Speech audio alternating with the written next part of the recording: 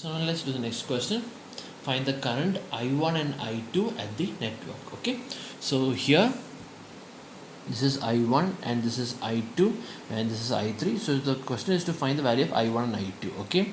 But here also you can see that there is a current source between mesh 2 and mesh 3, right? This is the current source, and not only that, this is not an ordinary current source, right? This is a dependent current source. How do I know it's dependent? Because it's a diamond shape. How do I know it's a current source? Because there's an arrow mark inside the diamond. That's how I know it's a dependent current source. And what is the value of this dependent current source? 0.5 V1. Okay. And what is V1? V1 is the voltage across this 2 ohm resistor. Okay. That is why this is called as a dependent current source. So now let's apply the equation. So equation for mesh 1. Equation for mesh 1.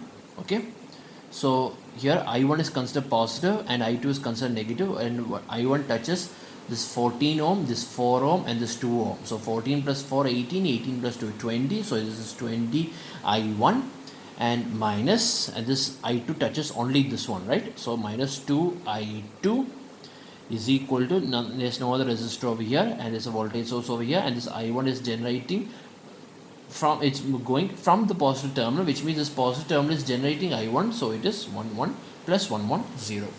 This is the equation for mesh 1.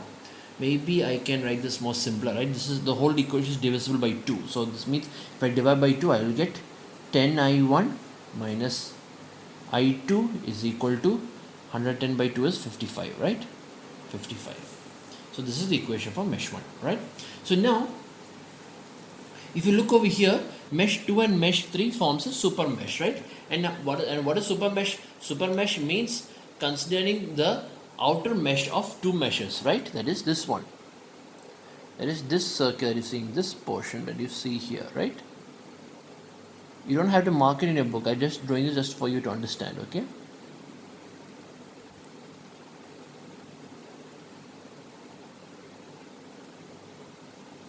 This is the outer mesh or the super mesh equation.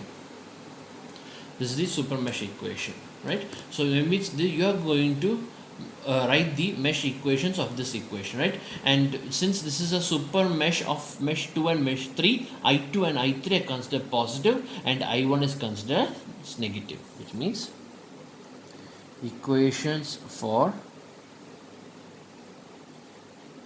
super mesh 2 and 3, right? So we get, so this I1 touches only this, so it is minus 2I1. Okay, so super mesh of 2 and 3 means both I2 and I3 are considered as positive. And what is I2 touching? Which are the resistors that I2 is touching?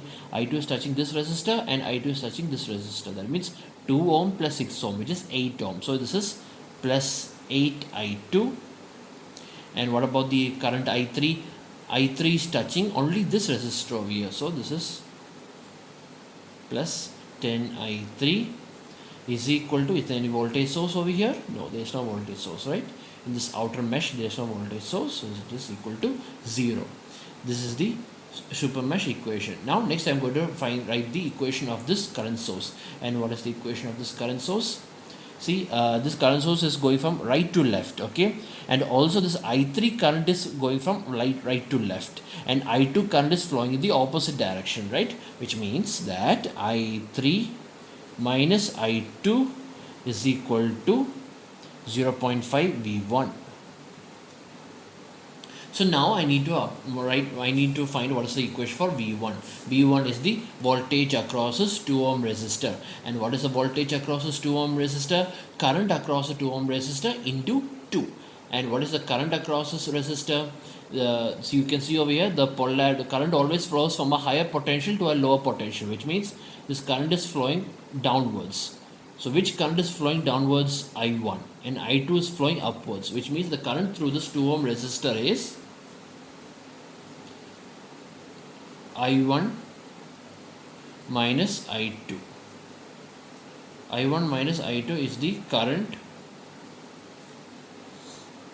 through the 2 ohm resistor. Okay, and so therefore voltage across this 2 ohm resistor is 2 into I1 minus I2, which is equal to V1, right? So therefore, what are the different unknown variables over here? I1, I2, I3 and V1, which means we need 4 equations. This is equation 1, this is equation 2, this is equation 3 and this is equation 4. So now you have 4 equations. Substitute and find the value of I1 and I2. Okay.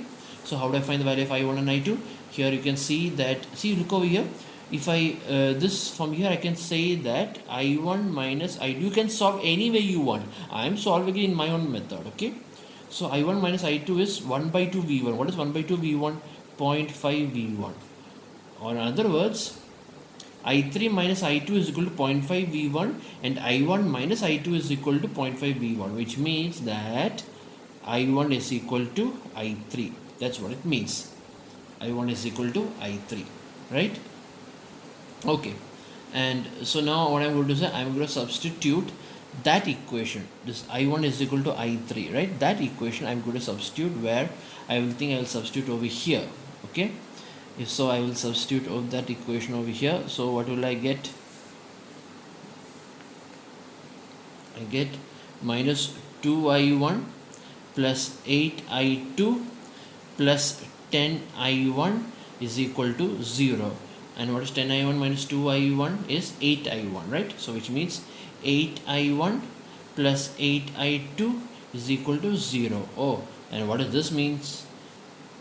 8 and 8 will get cancelled, so it will become I1 plus I2 is equal to 0, or I1 is equal to minus I2. I1 is equal to minus I2, and I1 is also equal to I3. Okay, that's okay. So in that case, this is 10I1 minus I2 is equal to 55, right? 10I1 minus I2 is equal to 55.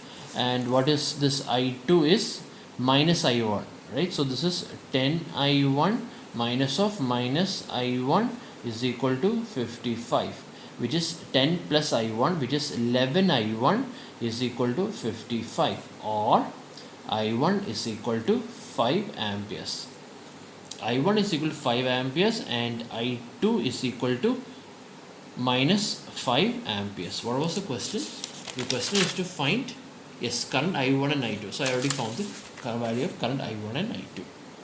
Okay, this is how we do the problem.